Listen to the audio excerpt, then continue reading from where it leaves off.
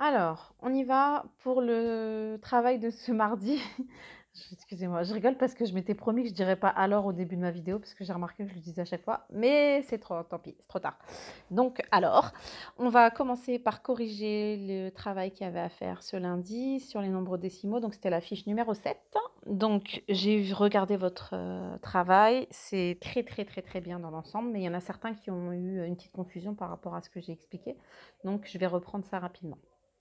On se corrige tous de toute façon, qu'on est bon ou qu'on n'est pas bon. Si on a bon, on se met un petit trait vert. Et puis si on n'a pas bon, on se corrige. Donc dans l'exercice 1, il fallait passer du nombre décimal à la fraction décimale. Dans le nombre décimal ici, qu'on vous donne un exemple, on a 1,23. Donc je récupère 1,23. Je récupère le 1, le 2 et le 3 dans cet ordre-là. Vous voyez, je l'ai mis ici au niveau de mon numérateur. Bien sûr, j'ai enlevé la virgule, puisque une fraction ne contient jamais de virgule. D'accord?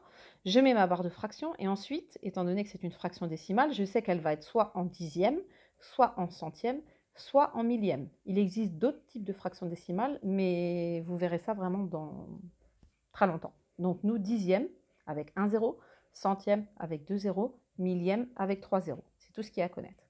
Ici, elle est en centième. Pourquoi? Parce que derrière ma virgule, j'ai deux chiffres. D'accord? J'ai le chiffre des dixièmes, le chiffre des centièmes. Donc, deux chiffres égale 2 zéros. Il ne faut vraiment pas vous compliquer plus la tâche que ça. Il y en a certains qui se sont trompés. C'est-à-dire qu'au lieu de mettre les deux chiffres après la virgule, ils les ont mis avant la virgule. Donc, il faut faire attention à ça. C'est vraiment le plus important à comprendre. Et vous verrez après, ça marchera à chaque fois. Donc, voici pour les exercices. Si on prend le premier, donc je récupère le 0,35, d'accord, que normalement je mets en haut. J'enlève la virgule puisqu'elle ne m'intéresse pas. Du coup, en enlevant la virgule, j'ai 0,35 et je sais que le 0 au début du nombre ne me sert à rien, donc je l'ai supprimé tout de suite. Mais même si je l'ai supprimé, il m'empêche que j'avais quand même deux chiffres derrière la virgule. Donc, 2, 0. OK? Ici, j'ai trois chiffres derrière la virgule. 1, 2, 3, 0. Un chiffre derrière la virgule, 1, 0. Un chiffre, 1, 0. À chaque fois, ça marche comme ça. Trois chiffres, 3 zéros. D'accord? Donc, vous récupérez toute la partie du nombre décimal. Vous la placez au niveau du numérateur. Vous supprimez la virgule et vous comptez combien vous avez de chiffres derrière cette virgule pour savoir combien de zéros vous allez mettre au dénominateur. C'était pas plus compliqué que ça. Du coup, dans le deuxième exercice, c'était le contraire. J'avais une fraction décimale ici. Je récupère mon numérateur. Mon numérateur, c'est 14. Hop, donc déjà, je peux écrire 14. Maintenant, je vois qu'elle est en dixième. Donc 1, 0, ce qui veut dire un chiffre derrière la virgule. Je laisse donc juste seulement le 4 derrière la virgule. 1,4. Ici, je récupère 195. Je regarde, j'ai 2 zéros, donc deux chiffres derrière la virgule. Et ça fait 1,95. Voilà, vous pouvez vous corriger. Je vais vous envoyer ça, bien sûr, en photo pour que vous ayez le temps de bien regarder. Le dernier exercice, 3 unités 15 millièmes. Cette fois-ci, il fallait l'écrire sous la forme d'un nombre décimal. Vous pouvez aussi, je vous rappelle, hop, je fais un petit changement, vous servir du tableau de numération que je vous ai donné, qui est plastifié. Vous en avez plusieurs, des tableaux de numération, mais à chaque fois, c'est le même système, c'est-à-dire que vous avez la partie entière et la partie décimale. Vous pouvez vous en servir si vous avez besoin. Et puis, je pense que on fera ça en classe virtuelle. Je ne vous promets pas de classe virtuelle demain parce qu'il faut que je retourne à l'école comme aujourd'hui.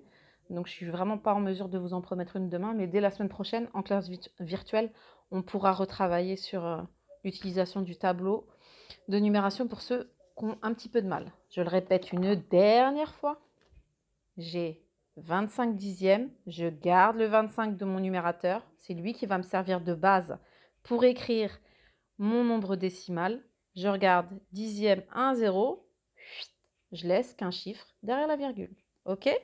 C'est le contraire maintenant. J'ai un nombre décimal. Je récupère tout mon nombre décimal. Voilà, là, je l'ai mis en entier. Vous voyez, j'avais 0,53.